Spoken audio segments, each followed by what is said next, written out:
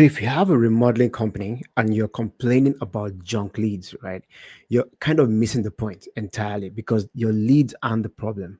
It's what you're doing with them. And here's where that's actually great news, right? I helped a remodeling company in Calgary scale from 0 to 600K in 4 months using what we call the authority protocol.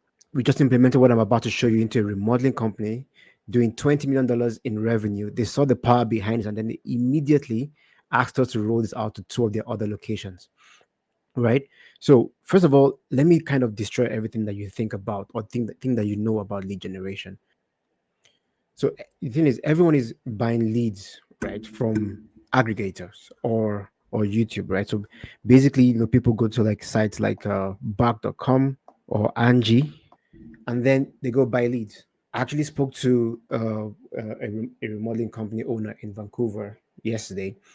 So basically, what he would do is buy. I mean, he'll go to the website, click on the leads, and then they'll give some information, and then buy a bunch of leads. But then the problem is when he gets this list or when he gets the leads info, he's maybe number 5 on the list, right? So that person has actually received either calls from 4 other contractors trying to get him or trying to get them on their job list, right? I mean, to be honest, if you think about it, that doesn't make sense to anyone. Why would I want to be the person calling as number 5 on the list, right? So you're literally paying to be fifth in line to call someone who's been already called by 4 other contractors.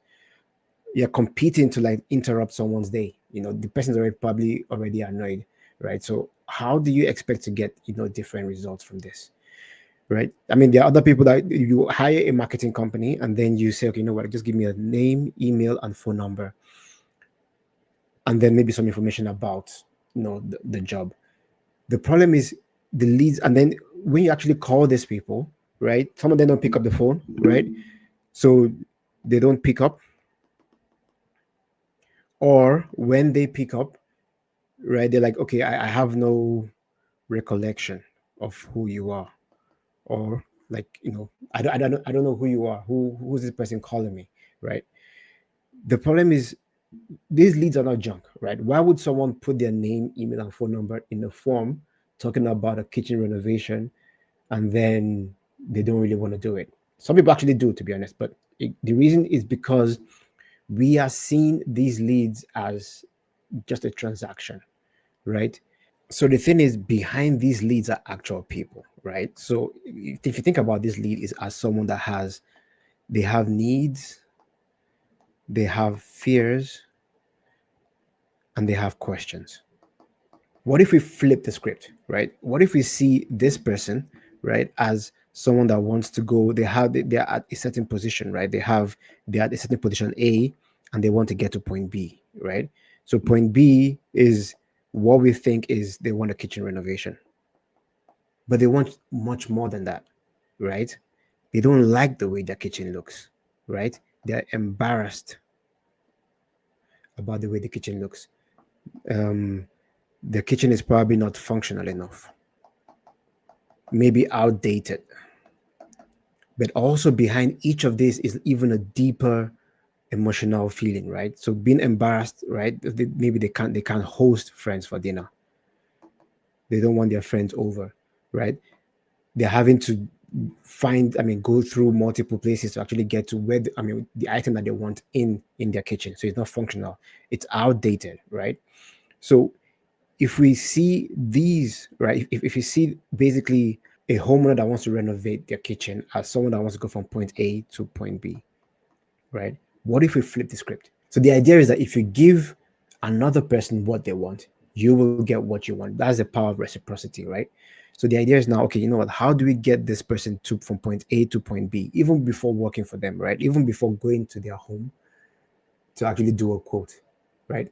That's how we do it. That's how we flip the script to getting the clients to want you instead of you actually going and trying to like sell them. So how do we implement this? This is really cool, right?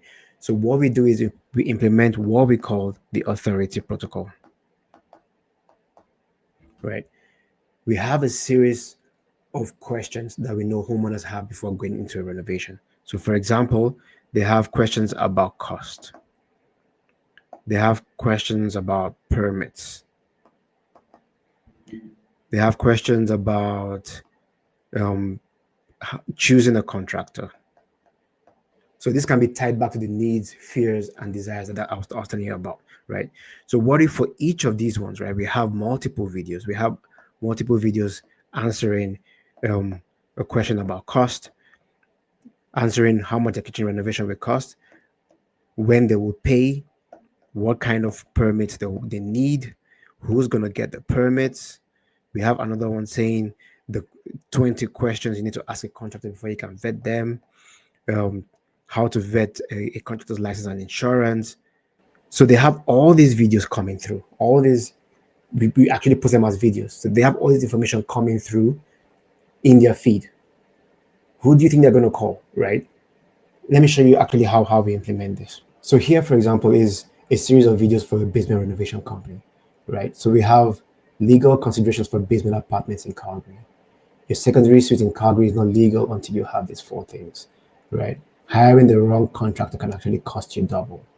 These are the permits you need for your basement development. So imagine a lead coming into our world, and then they see 5, 10, 15, 20 videos from you telling them, giving them all this education and telling them how they can have success with their renovation. Who do you think they're going to choose, right? Why wouldn't they pick up the phone when you call them? Because they've seen you, because this is the power of branding. Like I was listening to a podcast episode from the CEO of Power Remodeling, right? Power Remodeling is a huge behemoth, right? Huge company. Here, number 4 on the top 500 remodelers in the US, right? They're doing $1.2 billion in sales, right? So he was on the podcast episode. This actually was exactly this episode here, where he was talking about what they want to focus on in the next coming period. So basically, what he said was, we went through a brand refresh last year. So our plan over the next 5 years is to bring the brand to the country. Outside of our industry, people still don't know who we are. Someone has doing $1.2 billion in sales, right? And we'd like them to. So we are going to be focused more, actually less on the call to action ROI and more on brand building, right?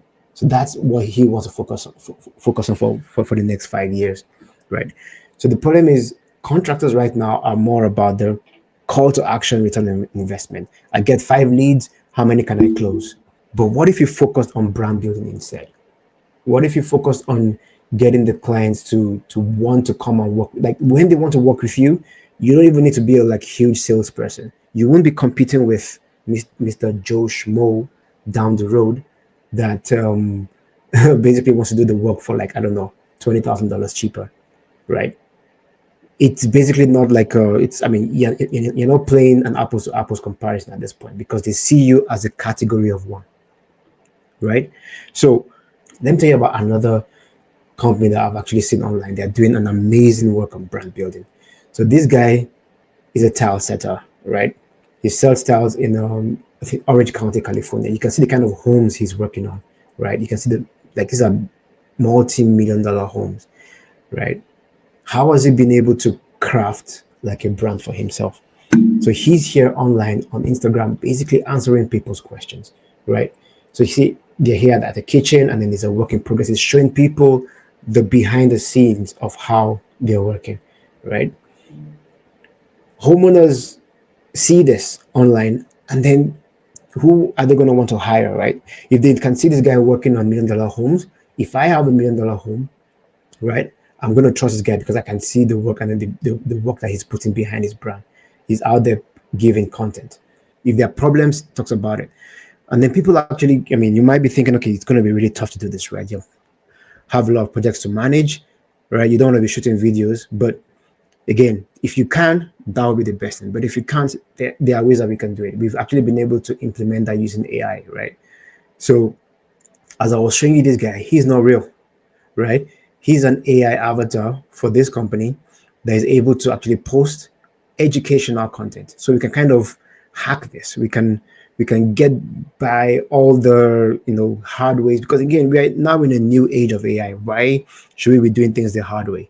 This is the easy way. It may be more effective to actually do it real in person, but if we have AI, we can get the same results as well, right? Okay, so back to the question of how do we actually implement this, right? So we're able to generate a series of like content, long form content that we actually want to show the homeowner. So for example, if you see how this is broken down, we have, let me zoom in here so you can see it easily.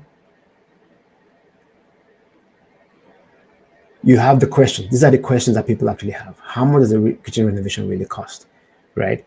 For that, I have 21 ways I can answer that question, right? Why a 30K kitchen quote became 65K.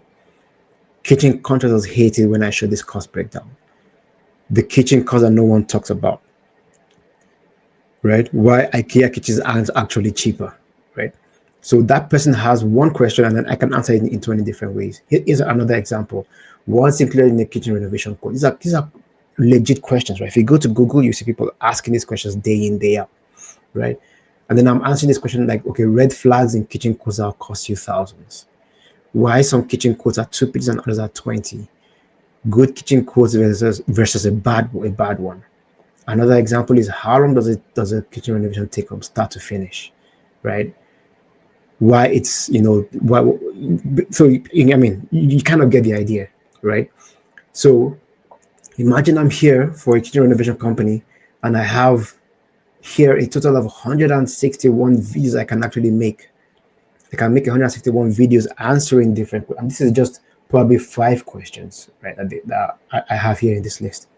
So imagine I'm able to go in there and then nurture the clients or nurture the prospects with tons and tons of videos. Like, it's a no-brainer. Who are they going to want? Like, over time, if you keep this nurture going on, they are seeing your videos every day online. When it's time for them to do their kitchen renovation, who are they going to try to like? Who are they going to trust for their job? It's not Mr. Joe Schmo down the road that they just found, or that got their name, email, and phone number off of Bag.com, right? Or is it going to be you that has been there answering that question all this while, right? It's basically a no-brainer at this point. It's basically a no-brainer. So one last thing I want to share is, like, I speak to a lot of contractors that are talking about the economy, right? I spoke to one guy, was yesterday. He was saying, okay, yeah, the economy is really bad. We're not getting a lot of renovation jobs. People don't want to spend 200K on a full home renovation. But I would like to actually shift that mindset, shift that belief mindset, because if you think about it, right, in any market, right, be it renovations, be it whatever, there's the 80-20%, 80-20 rule. So the 80-20 rule says in every market, there's 20% of people that get 80% of the jobs, right? So if you actually have a breakdown of jobs this way and say, okay, you know what, this is 20% of jobs down here, below here. So right in the red is 20% of jobs, and then at the top here is 80%.